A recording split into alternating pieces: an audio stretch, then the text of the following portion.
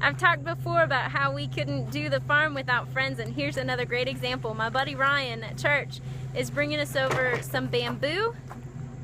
He also has yard waste. So this is mostly dirt and old mulch and leaves and pine needles, but we can lay it down and start prepping our spring beds for next year. I know it's only August, but we're already planning for next March.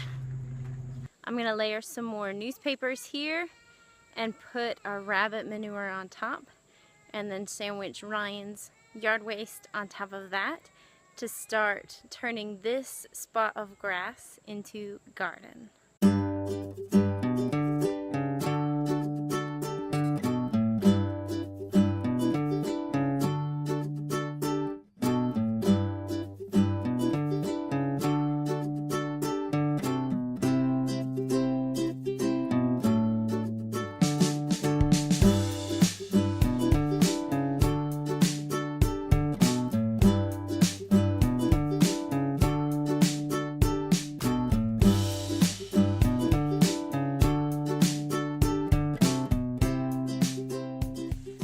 I used half of the garden waste that Ryan brought and all of the rabbit manure over the past maybe 3 or 4 weeks it's been since we've scooped their space. And what we have here is a beautiful direct compost bed. So this will take longer than a compost pile to break down, especially if you're turning your compost pile regularly. This is just gonna sit here. I'm gonna keep adding to it, and by spring this will be ready to plant. Let's get real for a minute. This is my least favorite spot in the whole farm. It's the rabbit house. Right now it's dank and it smells like poop, and there are spiders everywhere. Why do I keep my rabbits in this room? When it's more temperature controlled, it's cooler in here than it is out in the heat of the summer. And in the winter, even when it's frigid outside, their waters didn't freeze in here last year.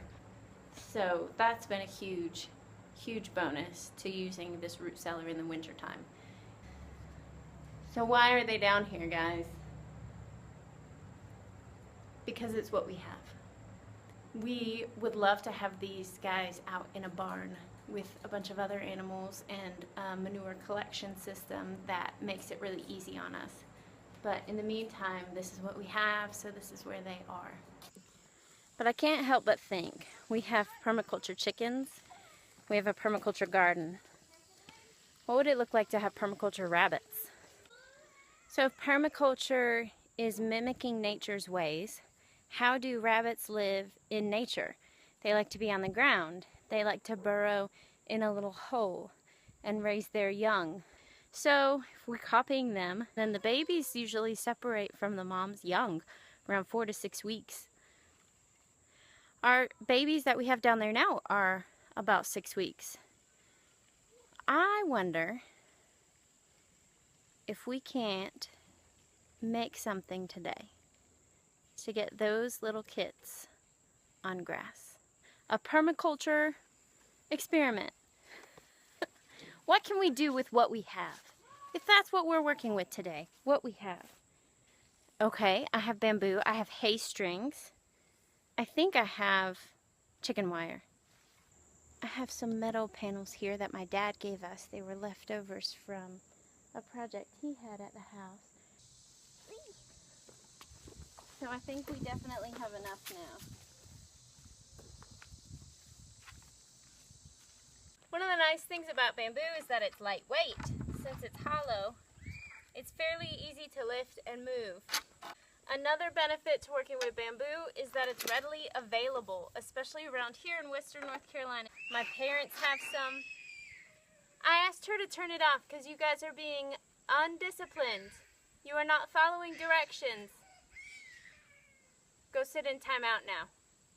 Go sit on the front porch, Paul Wax, now. 1, 2. It's growing in my parents' yard, it's growing in Ryan's yard, and it's growing in our yard. So it's free. It just takes a little bit of work to get it.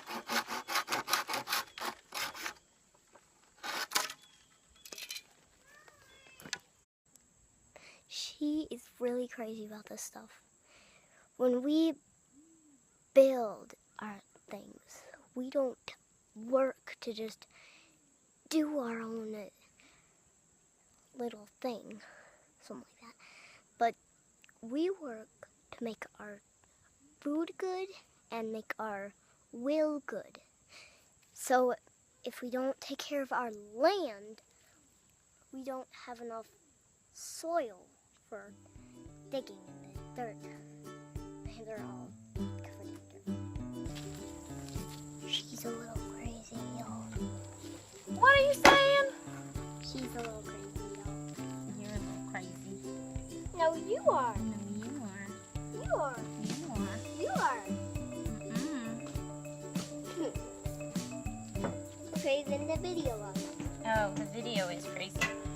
You are. You are. You are. No.